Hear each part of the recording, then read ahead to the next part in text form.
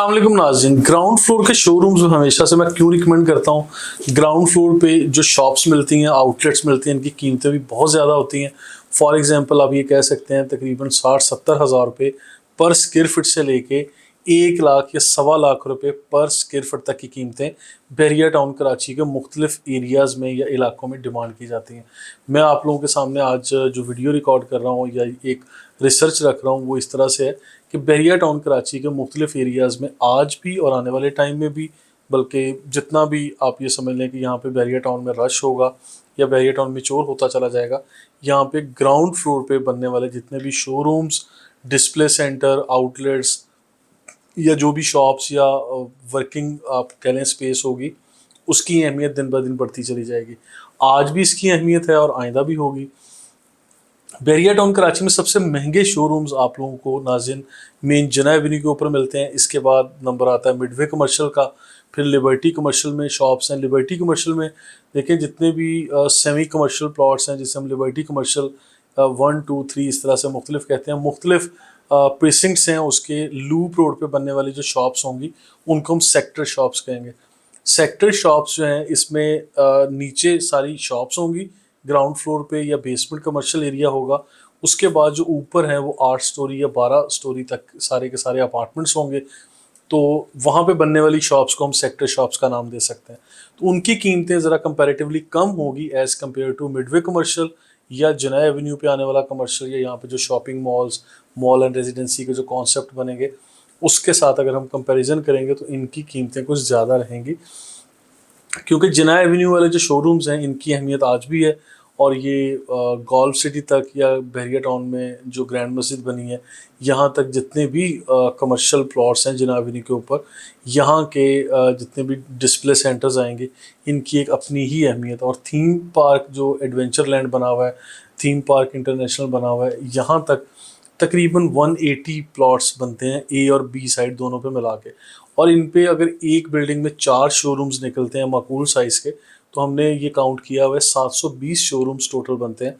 और ये काउंट बिल्कुल कुछ काउंट नहीं है। जो कराची शहर की आबादी को देख लें, ये जितने बड़े बिजनेस हब्स यहाँ बनने जा रहे हैं, तो उसके लिए ये 720 शोरूम्स कुछ भी नहीं है।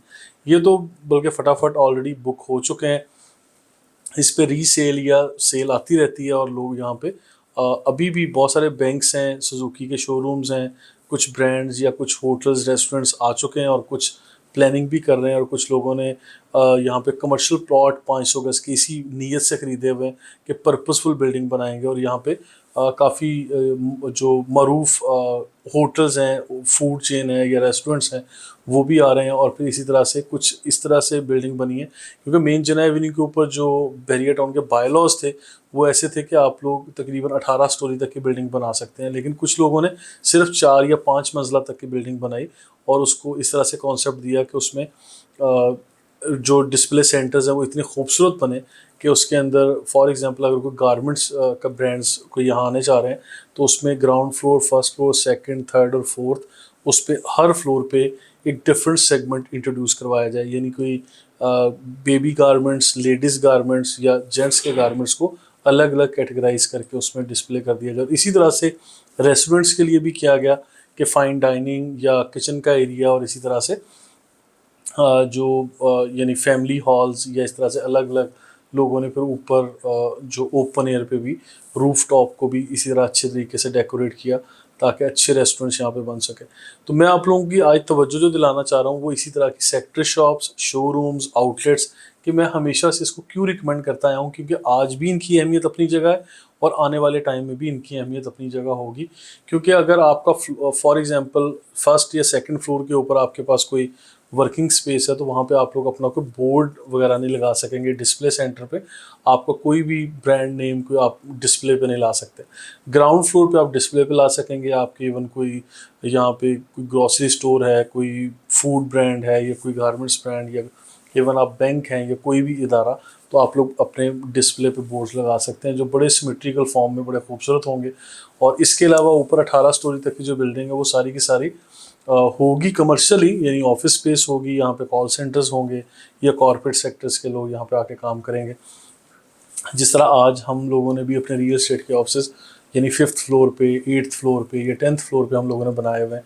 तो फिर कॉल करके लोग आपको ऑनलाइन मार्केटिंग के ज़रिए अप्रोच करके आ जाते हैं, तो इसी तरह कमर्शियल स्पेस को यूटिलाइज़ किया जाता है। लेकिन ग्राउंड फ्लोर पे आपका वॉकिंग कस्टमर्स भी होता है, ईजी अप्रोच होती है, और फिर ऑब्वियसली इसकी प्राइस भी ज़्यादा होगी। तो आज भी मैं रिकमेंड कर रहा हूँ कि काफ़ी मुनासिब कीमतों में यहाँ पे बनी बनाई शॉप्स, और मैं सिर्फ रिकमेंड वो कर रहा हूँ जो किसी ग्रे स्ट्रक्चर फॉर्म में बनी हुई है, या 100% जो आज रेडी है, बनी हुई है, आप लोग वही शॉप्स, शोरूम्स या आउटलेट्स खरीदिए। क्योंकि मिडवे कमर्शियल में भी काफ़ी कम कीमतों में आप लोगों को ये मिल जाएंगी, बल्कि एडजस्टमेंट या मर्जिंग पॉलिसी के तहत भी मिल सकती हैं।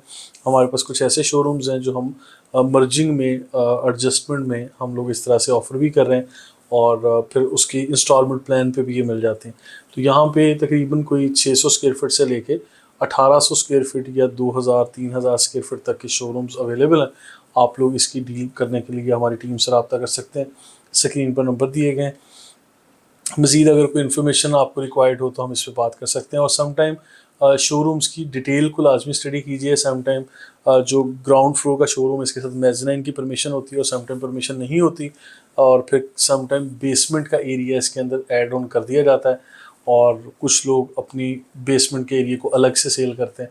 तो जब भी आप लोग डील कर रहे हों, ये इसका स्क्वायर फीट रेट एप्लीकेबल होता है। आप लोगों ने उसका स्क्वायर फीट एरिया को डिटेल में स्टडी करना है, फिर ये देखना है कि आपकी शॉप के आगे कोई पिलर तो नहीं आ रहा है, या कोई पार्किंग का माकूल इंतज़ाम है या नहीं। ये भी देखना है कि बहरिया टाउन की तरफ से इलेक्ट्रिसिटी या दीगर जो अमेनिटीज़ हैं वो आपको या आपकी बिल्डिंग को प्रोवाइड की जा चुकी हैं, या ये भी पेंडिंग है। तो ये सारी चीज़ें देखने के बाद आप डॉक्यूमेंटेशन देखिए, रेट्स देखिए, अपनी पूरी रिसर्च कीजिए, और इस तरह से आप लोग डील कर सकते हैं। फिर आखिर में एक चीज़ बताता चलूँ, यहाँ पे कॉर्पोरेट सेक्टर में या कुछ बैंक्स हैं जो ऑलरेडी रेंट आउट हुए हुए शोरूम्स हैं, वो शोरूम्स भी आज रीसेल पे हमारे पास मौजूद हैं।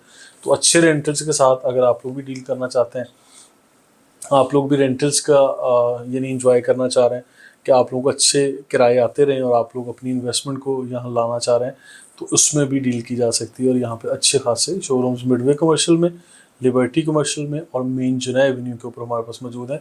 और Midway commercial one of the most prominent commercial hub in Bahria town Karachi. इसके बाद फिर ओल्ड कमर्शियल की बारी आ जाती है, जहाँ पे इस वक्त फूड ब्रांड्स काफ़ी आ रहे हैं।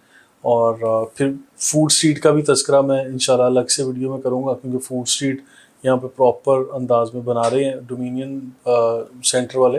तो डोमिनियन बिल्डर्स ने इसके ऊपर काफ़ी एफर्ट्स की है फूड ब्रांड्स पे, फूड स्ट्रीट पे। इसमें हमारे पास काफ़ी अच्छी ऑप्शंस हैं, तो वो भी इंशाल्लाह तफसील से हम लोग फर्दर वीडियोज़ में बात करेंगे। Thank you so much.